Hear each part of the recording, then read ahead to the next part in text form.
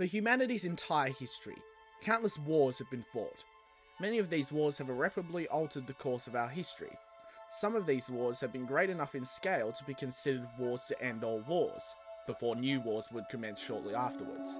However, there was one war so large and so devastating that it would push humanity to the brink of extinction. But this time, we weren't so much fighting ourselves. Instead, we were fighting a common, more alien foe.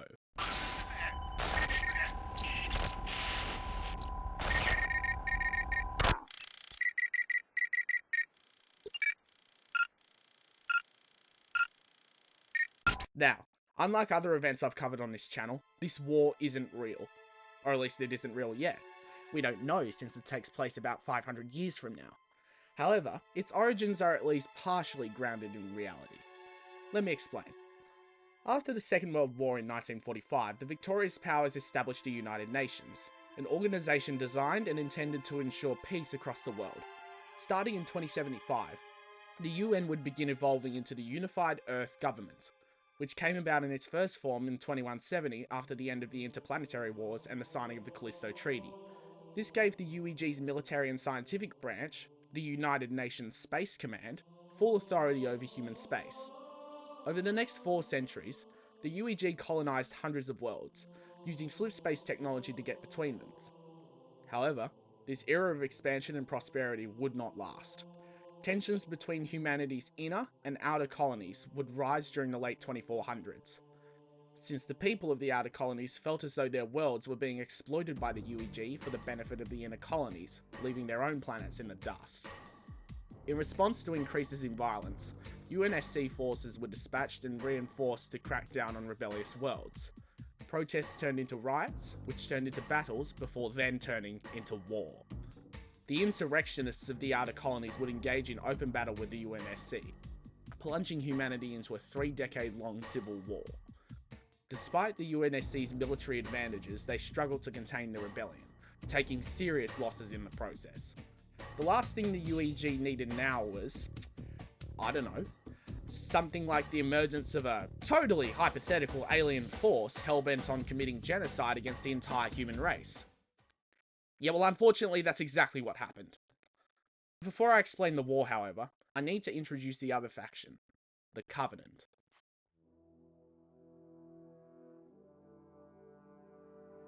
The Covenant was a religious empire founded in 852 BC as an alliance of 2 formerly warring species, the Sanghili and the Sanshayum. These species both worshipped an ancient race known as the Forerunners, who were the creators of the Halo Rings, among many other artifacts which the Covenant's religion considered sacred. The Covenant believed that they were the true inheritors of the Forerunners and their artifacts, so they sought to claim Forerunner relics scattered across the galaxy as theirs, seeing them as gifts.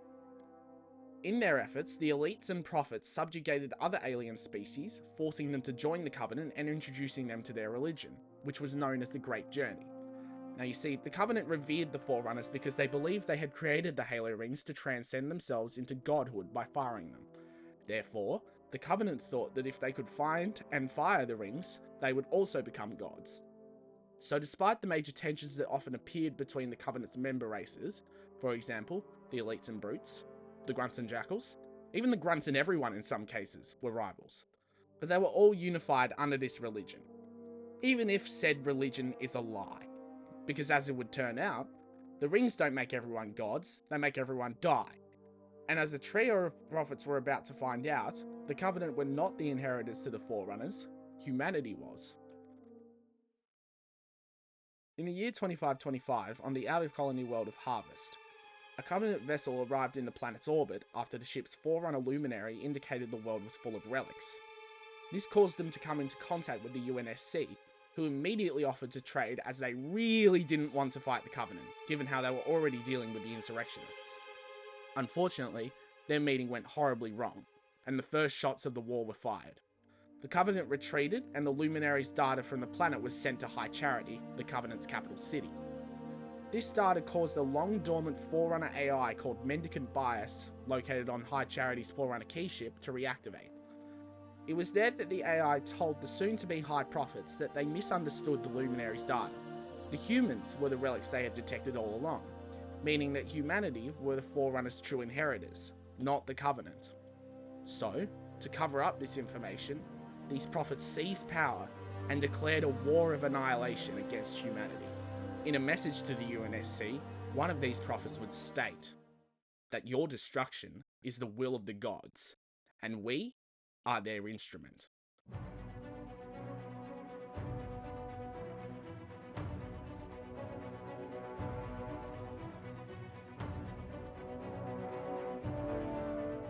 The war opened with the battles of Harvest and attacks on the outer colonies.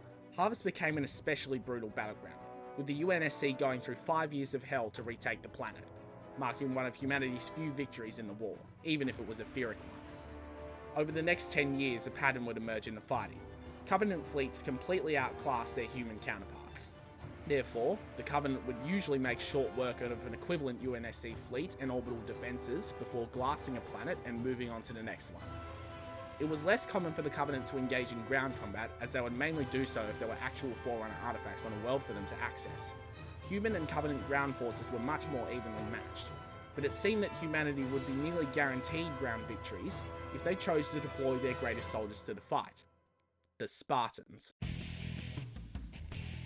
The Spartan program was initially designed to create super soldiers to fight the insurrectionists, but from the outset they proved to be extremely effective against the Covenant too.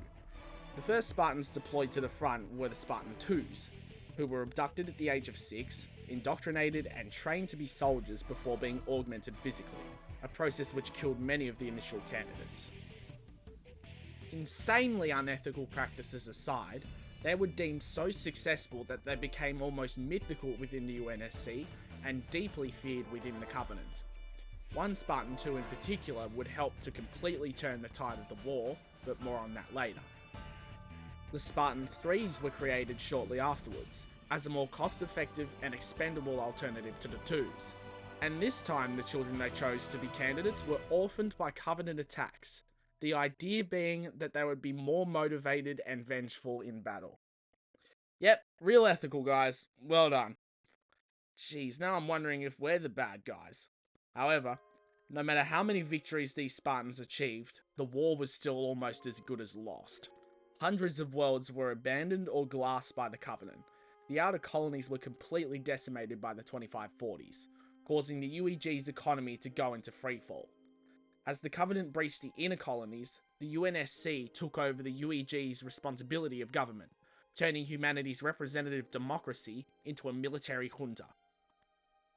Even the few victories for humanity in the 2540s were usually great losses. For example, Admiral Preston J. Cole, one of humanity's most skilled naval commanders and the architect of the UNSC's first victory at Harvest, was lost during the Battle of Serpentis in a final stand, when his ship fired and detonated nuclear missiles in the atmosphere of a supermassive gas giant, wiping out over 300 Covenant ships and about 70 of his own. Another example was Operation Torpedo, where 298 out of 300 Spartan 3s were lost in the successful destruction of a major Covenant refinery. Despite humanity's lack of prospects for a victory, their fighting prowess and determination had seriously impressed the elites. Some even began to question why humanity wasn't offered a place in the Covenant. That was a question the High Prophets of Truth, Mercy, and Regret wouldn't dare to answer, because they knew doing so would mean the end of the Covenant and the end of their grip on power. The brutes began to gain favour with the prophets, as they were usually more obedient and generally too brainwashed by the promise of the Great Journey to ask questions like the elites would. And now we enter the year 2552. It is predicted by the Office of Naval Intelligence that humanity has mere months left before the Covenant destroy Earth and win the war. All surviving Spartan 2s had been ordered to gather on the planet Reach to prepare for Operation Red Flag, a desperate last-ditch plot to force the Covenant into a truce. This was to be done by a team of Spartan 2s and ODSTs, who would capture a Covenant vessel, infiltrate High Charity, and capture one of the High Prophets as a hostage to force the Covenant to negotiate peace in return for that Prophet's release. The UNSC wouldn't get the chance to initiate this plan though, as Reach would soon come under attack. On July 23rd, a Covenant supercarrier named the Long Night of Solace arrived at Reach, unknown to the UNSC. The Covenant then secretly deployed a massive army on the planet's surface. 2 days later, Noble Team discovered Covenant troops on Reach at the Visegrad relay site. Afterwards, the team had to repel an assault on Sword Base to stop the Covenant from accessing what was revealed to be a massive Forerunner artifact under the base's surface. 2 weeks later, the UNSC finally discovered the secretly deployed invasion force and engaged in a counterattack, destroying the spires that were used to hide the force, but revealing the supercarrier's existence. 60% of the UNSC's remaining fleet was redeployed to Reach to prevent the planet from being lost, as it was humanity's most important military world. Noble Team hatched a plan to destroy the Long Night of Solace by smuggling a slipspace drive onto a Covenant corvette and getting close to the supercarrier so the drive could be overloaded, destroying the carrier and eliminating the Covenant fleet. This plan was ultimately successful. For about 10 seconds.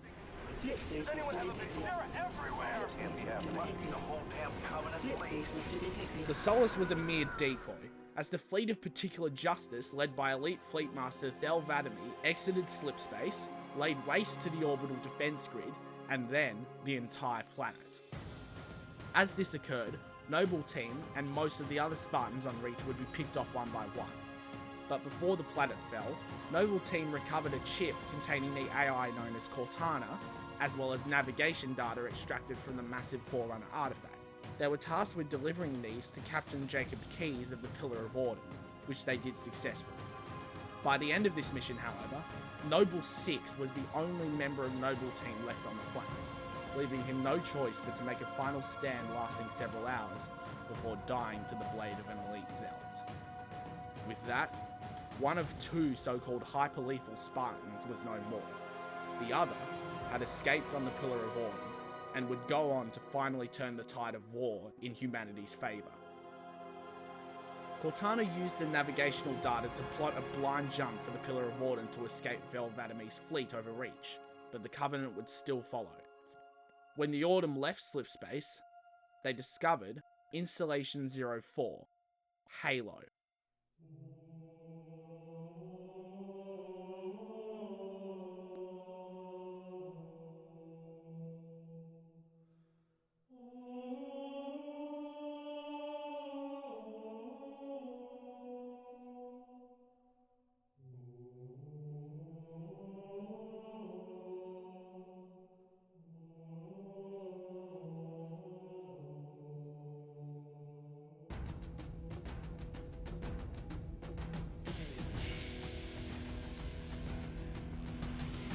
The Autumn was attacked and forced to crash land on the surface of the ring. The ship's survivors engaged in battle across the surface.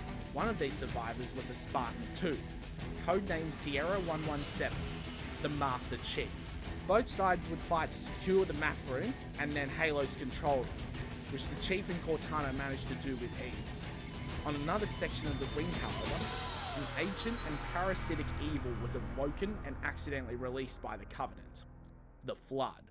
A horde of zombie-like creatures controlled by a central gravemind that had taken down the Forerunners and nearly consumed the galaxy over 100,000 years ago.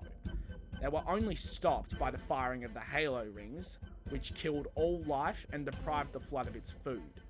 The ring's monitor, 343 Guilty Spark, attempted to trick Chief into firing the ring by retrieving the index, but he was stopped by Cortana, who revealed the ring's true purpose.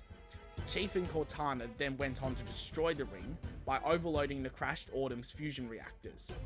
Thel Vadami could do nothing, as his abilities to use force on the Chief were hamstrung by his Prophet superiors, who meddled with Thel's handling of the Covenant operations on the ring, as its discovery was considered a religious matter, meaning they could not risk damaging it. Yet now the ring was completely destroyed, and for this, Thel was brought before the Covenant's High Council, deemed a heretic, and branded with the Mark of Shame, before being made to become an Arbiter, a formerly glorious rank that had been repurposed for disgraced warriors like him to be forced to do the Prophet's bidding. For his actions in not only destroying the ring, but also delaying the Covenant's planned invasion of Earth by leading to the destruction of a command center and a 500 ship armada along with it, Chief was greatly celebrated on his return to Earth. But celebrations wouldn't last, as a Covenant battle group suddenly arrived, marking the beginning of the Battle of Earth. The Covenant breached Earth's orbital defenses and invaded the city of New Mombasa, looking for a Forerunner artifact that would eventually lead them to something called the Ark. After brief fighting, the carrier that had invaded New Mombasa made a slipspace jump. UNSC frigate Inamberclad followed in pursuit, with the Chief on board. The atmospheric slipspace rupture that occurred devastated the city, as the real invasion force began to arrive. It turned out that the carrier had arrived at a second Halo ring, Installation 05. Since both sides now knew what was at stake, they quickly rushed to secure the ring. High Charity and its defense fleet, the largest ever sighted by humanity, rushed to defend the Prophet of Regret, who was on the carrier that had prematurely arrived at Earth. Chief had orders to kill him, which he would successfully do, setting in motion events that would go on to cause the collapse of the Covenant. After Regret's death, the Prophet of Truth scapegoated the elites for failing to protect him.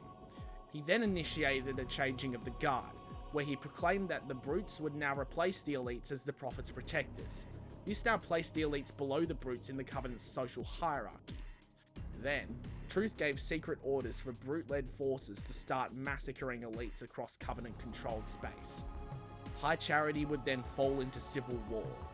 Soon after this, a great schism split the Covenant in two, with the Prophets, brutes, jackals, drones, and some grunts on the loyalist side, and the elites, hunters, and other grunts on the separatist side. The Flood had also re-emerged on the ring with the formation of a proper Gravemind, who had captured Chief and the Arbiter.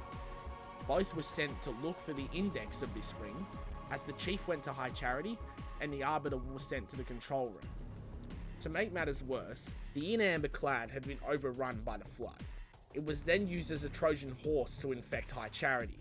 Truth and the brute chieftain Tartarus escaped the city, but Mercy wasn't so lucky, as he was left to die to the Flood, leaving Truth as the only High Prophet, making him well and truly the voice of the Covenant.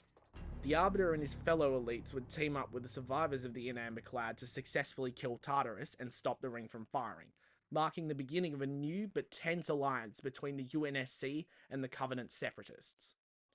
Chief managed to board the Forerunner key ship as it left the city, but was forced to leave Cortana behind. The key ship arrived at Earth, where the UNSC home fleet was getting torn apart. Chief had attempted to kill Truth on the key ship but was unsuccessful, forcing him to jump off and crash land in East Africa's jungles. By this point, New Mombasa had been completely destroyed, as the Covenant loyalists excavated the Forerunner artifact that they were searching for, a portal to the Ark. The Ark is a massive installation where all 7 Halo rings can be fired at once. It can also build new rings in case others are destroyed. Truth uses his key ship to trigger the portal despite the Allies' best attempts to stop it. A flood-infected Covenant cruiser then crashed nearby, forcing the elites and humans to prevent its spread. Chief fought his way into the ship's wreckage, discovering a message from Cortana, claiming that she knew a way to stop the flood. To much anger from the UNSC, the separatists glassed East Africa in order to stop the spread of the flood on Earth. A combined force of humans and elites then followed Truth to the Ark. The final battle of the war then began. The elite's superior knowledge of naval warfare allowed them to decisively crush the Loyalist fleet despite being outnumbered 3-1. Then it is an even fight. Together, the humans and separatists assaulted the citadel where Truth and his forces resided. During this battle, an unexpected short-term truce was proposed by the Flood to stop Truth from firing the rings.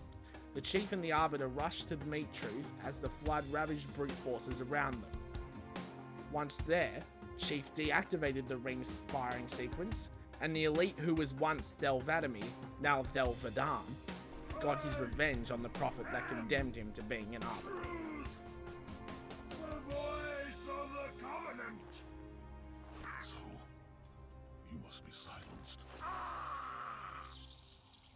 From that moment, the Human Covenant War was finally over.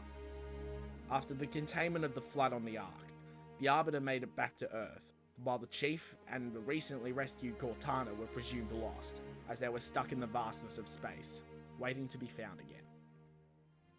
The ceremony that marked the end of the war was a somber, small, and quiet affair, in complete contrast to the 27-year-long war's massive scale and size. After tens of billions of deaths on both sides, nothing felt like a victory to the winners, that being the UNSC and Covenant Separatist Alliance. The only thing there was to do was to reconcile and rebuild, an almost impossible task if there ever was one.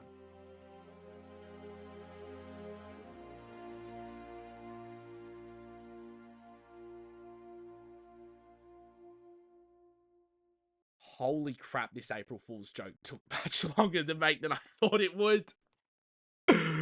Anyway, proper videos coming soon, hopefully. Bye.